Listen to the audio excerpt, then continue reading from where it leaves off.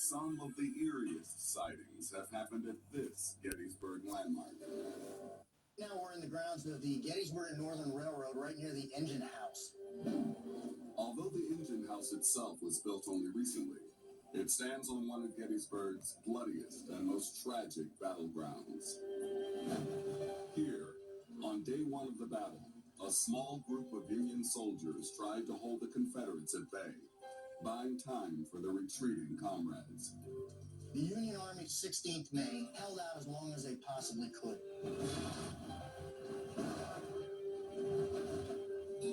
The men were being shot down. The Confederates were surrounding them. The Union soldiers knew they were doomed, but vowed to keep the Confederates from capturing their flag as a trophy. They tore it in pieces and hid it in their uniforms, unwilling to surrender. Today, the employees who work at the engine house say the soldiers are still fighting on. Track supervisor Sam Beisline believes he came face to face with one of these unsettled spirits. I'm here by myself. I heard the door between the shop and the office open up and close. About 7 seconds later, I heard footsteps come up the steps and walk down through the center of the coach and stopped right there, like somebody was looking at me. When Sam went to investigate further, he saw nothing. All he heard was an eerie silence. I know that the ground is a very sacred place, and I just thought, why did it happen to me? This to scare me, but I guess that's what it was, just more of a reality check to say, hey, we are present, and they are present here in the shop.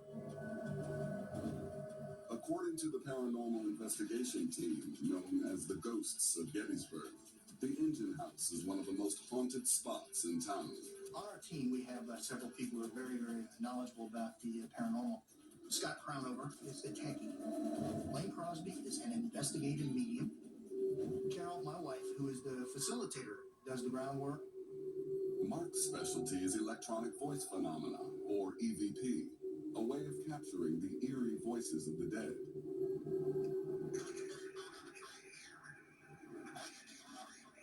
I'll ask a question, pertinent question, and pause. And sometimes it takes a while, but almost invariably I'll get some answers to some interesting questions.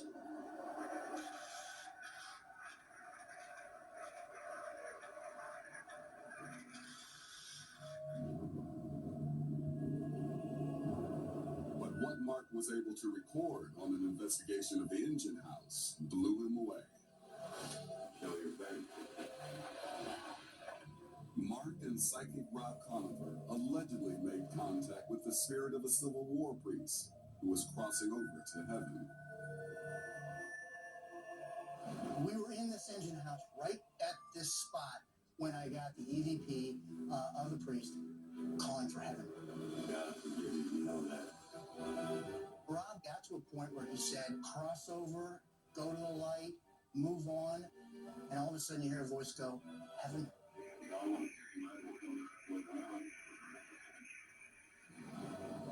Walk through that light. Was this eerie recording a voice from beyond?